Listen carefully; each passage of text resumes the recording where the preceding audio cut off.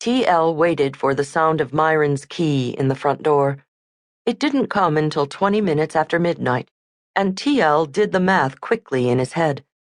10 minutes to close the store, 10 to get to Griffin's, 10 to get home, so his uncle would have been at the bar only 45 minutes. When had it all turned upside down like this, with Myron going out late and T.L. waiting up like a nervous housewife? Of course, T.L. knew exactly when. On the day that changed everything. Only it wasn't that simple, was it? Because if he had never met her, if the Wolves varsity baseball team hadn't made the finals in the NDHSA West tournament, if she hadn't shaken her blue and silver pom-poms in the frosty spring air as he came up to bat for what would turn out to be the game-winning triple, if he hadn't got that hit, surely then. T.L. knew what he could do and what he couldn't. The triple was a fluke. He could draw an Eastern cottontail so realistic it looked like it might leap off the page. He could unload and stack 3 dozen 8-pound Baylor bags of ice into the freezer in 10 minutes.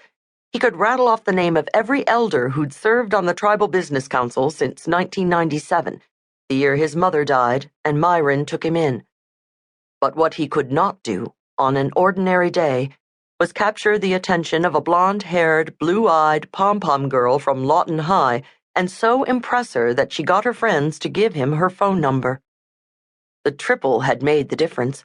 There were several hundred people in the Lawton High Stadium, more than had turned out for any other game of the season, stamping their feet in the stands and shouting.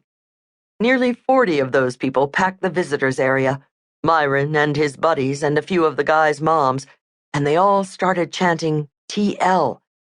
Then someone on the other side picked it up, and his name echoed back and forth across the field, and everything in the world it seemed possible, including a girl like Elizabeth walking across the parking lot toward him after the game. Right there. That would have been the moment to freeze in time. T.L. leaned up on his elbows. The curtains didn't close all the way, and light from the parking lot leaked through, casting a narrow stripe of yellow across his bed.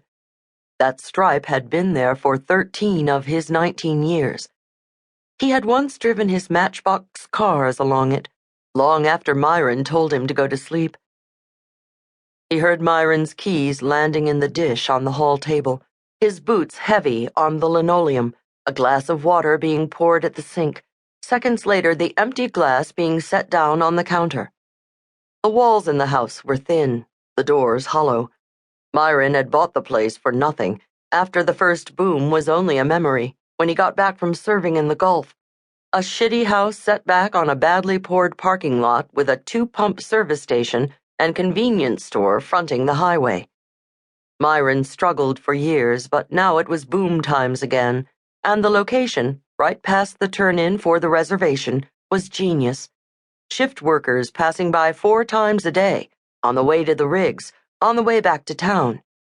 They might not always gas up, but they stopped for cigarettes, tall boys and jerky and sleeves of cashews, cupcakes and skin magazines and Red Bulls. Myron's boots on the way to his room. Steady, slow, worn down. T.L. could hear it in the tread. Pausing outside T.L.'s door, only for a moment. 45 minutes at Griffin's. For Myron, that was 1 beer. He might not even have finished it. T.L. lay back down and closed his eyes. He'd sleep now. This new vigilance, as unfamiliar as a Sunday suit, wasn't costing him any rest that he'd be getting anyway, not with the shadows and specters and fears that jammed his mind. Myron had come home drunk only a handful of times, and he was a calm drunk, usually getting a ride home. Besides, if his uncle decided to start leaving his money on the bar, what could T.L. have done about it? He had no idea, but he still had to be vigilant. Someone had to stay on guard, to keep hidden things hidden and danger at bay.